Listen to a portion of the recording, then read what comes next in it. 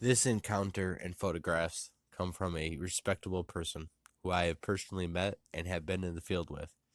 I 100% think these photos are legitimate, and I believe his encounter to the fullest.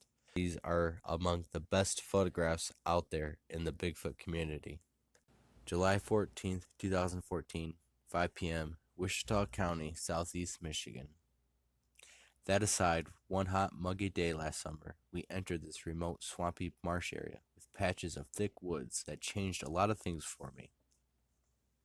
To my personal instincts, nothing seemed right from the time we ventured into that location, and everything seemed out of sorts there. 20 years and a half on the streets in law enforcement, and 2 stints in the military. Along that period, you learn to trust your instincts. Trusting your skill, not everyone will learn nor understand, but your instincts. Your inner being never lies. It will never betray you. So I was quite familiar with that feeling. I felt it many times over the years. Over time, you learn to trust your instincts. Your instincts keep you safe, and they will never lie to you. I was already aggravated by the hot, sticky temperatures. I was sweaty. Flies and mosquitoes were biting like mad. I guess I might have even been hungry, a bit grumpy too, but nothing seemed right. The deeper we ventured, the more unexplainable aggravation or annoyance I felt, when suddenly I heard it break. It wasn't a twig or anything, it had indentations of a thick branch break. I whispered for my friend to halt, and we both listened. Not hearing anything else, we proceeded forward with my partner in the lead, me lagging behind when we heard another break. Everything went dead silent in the woods, and I could tell we didn't smell anything, but my instincts told me something was amiss. Something was definitely not right. I was glancing up all around the trees, and there it was. It's either standing behind a tree or hanging onto it, tree peaking, a distance away, but unbelievably close in relative terms. My partner was inspecting a large stick nest with his back to me and it. I am thinking it's time to leave before this thing decides to ramble over my way. So here we are surrounded by trees, and 3 large trees in particular, with a large stick nest to the west, and 3 stick teepees to the east of my feet. I don't want to panic my friend. I want to leave, so I turn towards my friend and say something like, I'm ready to leave, and quickly turn back around, start snapping photos in a 180-degree sweep.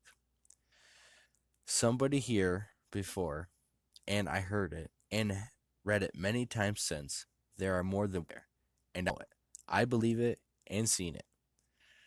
What I seen appeared strangely human, but with a thick reddish brown hair on its head, shoulders, right arm, waist right down to its knee. This wasn't the atypical patty ape-looking hairy beast.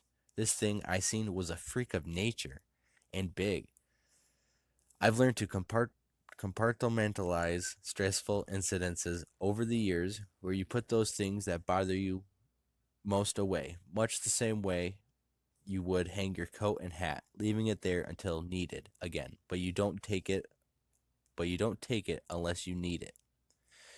If I were to guess, we were probably talking about the beast being between 30 and 60 yards away, and it was over 8 foot tall, I would think.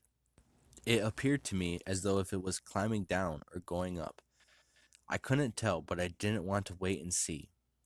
High up in the trees, next to the beast in the photo, I could see another creature, and this appeared to have blonde hair, and looked like the one except a werewolf look-alike, but with red lips, and it seemed disinterested, looking off in another direction, but silent. We were out of there, and just before we start across the field from which we crossed to get to the woods, we found this week old print in the dried mud that measured 17.5 inches in length. I am uncharacteristically quiet all the way home. I get home and upload the photos, and yes, I wasn't seeing things and wasn't making this up. There it was, photo as I saw it, but in the trees to the left was a blonde-haired Chewbacca-looking creature with red lips. Let me also say this once again. I am not an expert, nor am I a Bigfoot researcher.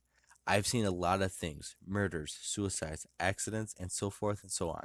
But nothing bothered me more personally than what I had seen that day. It is real, as reality is to you in your world. Is it a curse or blessing?